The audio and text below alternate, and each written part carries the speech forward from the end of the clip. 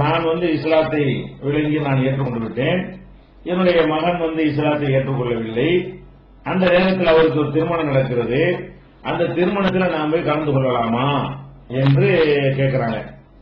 இதுல இஸ்லாத்துல ஒருத்தவங்க வந்துட்டாங்கன்னு சொன்னா அதுக்குன்னு ஒரு தனி சட்டத்திற்கு வரம்புக்குள்ள வந்துடுறாங்க. என்ன சட்ட வரம்பு?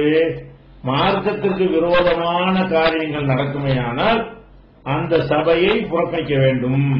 இது முஸ்லிம்களுக்கு இஸ்லாம் சொல்லக்கூடிய சட்ட வரம்பு. இது முஸ்லிம் அல்லாதவர்கள் விஷயத்தில் கடைபிடிக்கிற சட்ட வரம்பு இல்ல. முஸ்லிமே இப்படி செஞ்சாலும் புறக்கணிக்க வேண்டும். சொந்த கூட ஒரு அண்ணன் முஸ்லீமா இருக்கிறான், அவனே ஒரு ஆடம்பரமா கல்யாணம் பண்றான், ஆடல் பாடல் கச்சேரி வச்சு பண்றான், மூட நம்பிக்கை வச்சுக்கிட்டு பண்றான், நிறைய தவறான ஒரு காரியங்களோட பட்டாசெல்லாம் வெடித்து இது மாதிரியான ஒரு அடிப்படையில் செய்யறான்னு சொன்னா இதெல்லாம் விரையும், பொருள் விரையும், காசு வீணாக்க கூடாது, பயனுள்ள காரியத்துக்கு செலவு பண்ணணும், ஏழை பாலையினால பாதிக்கப்படுவாங்க, சமூக நோக்கு இல்லாம இருக்கிறது என்று சொல்லி புறக்கணிப்பது ஒரு முஸ்லிமுக்கு கடமை.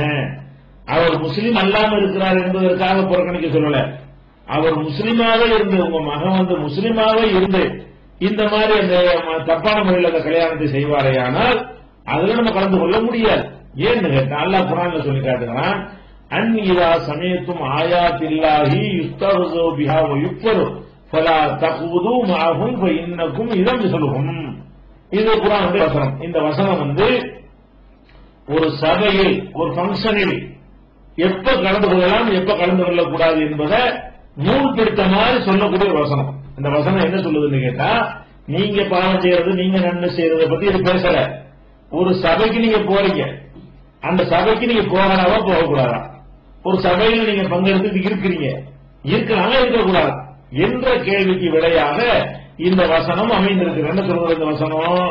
நீங்கள் அல்லாஹ்வுடைய வசனம், அல்லாஹ்வுடைய கட்டளைகள் நிராகரிக்கப்படும் சபையிலும், அல்லாஹ்வுடைய கட்டளைகள் கேலி செய்யப்படுகிற ஒரு சபையிலும் நீங்கள் அதை உங்களுக்கு தென்படுமையானால் பல தகுதும் ஆகும், அவங்களோடு நீங்கள் அமராதீர்கள்.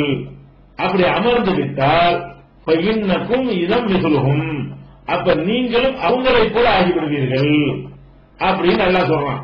ஒரு ஆடல் பாடல் நடக்கிற ஒரு சபையில் நம்ம இருக்கிறோம்னா நம்மளும் ஆடல் பாடல ஈடுபட்டோம் என்று அர்த்தம்.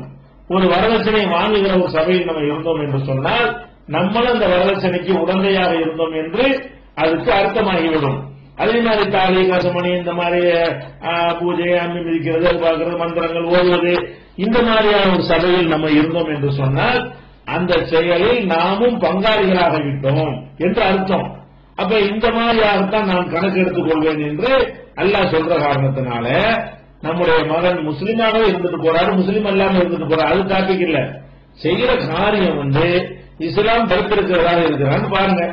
கண்டிப்பாக அந்த திருமணங்கள் எடுத்துக்கிட்டீங்கன்னு சொன்னா அந்த அம்மி மிதிப்பாங்க, அருந்ததின்னு பார்ப்பாங்க, சில வேத மந்திரங்கள் சிலதெல்லாம் ஓதுவாங்க, அப்புறம் அச்சதை போடுவார்கள், அப்புறம் தாலி கட்டுவார்கள். இப்படி பல விஷயங்கள் அது நம்ம தவிர்க்க வேண்டிய பல விஷயங்கள் அது இருக்கிறது.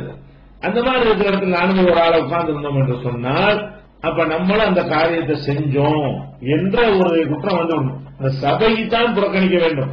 நீங்க கல்யாணத்துக்கு முன்னாடி போய் பார்த்து சந்தோஷமா எனக்கு வர முடியாதுப்பா, அந்த இடத்துல நான் உட்கார்ந்தேன்னு சொன்னா மார்க்கம் தடுத்திருக்கிற காரியங்கள் அங்க நடக்கும் என்று சொல்லிவிட்டு வரலாம். அல்ல கல்யாணத்துக்கு பிந்தி போய் என்ன செய்யலாம், நல்லா இருப்பா, நீங்க நல்லபடியா வாழ்ந்த உலகத்தில் வாழ்வதற்கு வாழ்க்கை தப்பு கிடையாது, நீங்க நல்லபடியா இருங்க, சந்தோஷமா இருங்க என்று வாழ்த்தி விட்டு என்ன செய்யலாம். ஆனா கல்யாணத்து சபைக்கு வராது காரணம் அதுல இந்த மாதிரி இந்த மார்க்கம் தடுத்திருக்கிற காரியங்கள்லாம் இருந்துச்சு, அதனாலதான் சொல்லி அந்த எந்த கோடு மார்க்கத்தில் போடப்பட்டிருக்கிறதோ அந்த கோட்டை கரெக்டா பிடிச்சுக்கிட்டு அதுல மட்டும் விலகி கொள்ள வேண்டியது.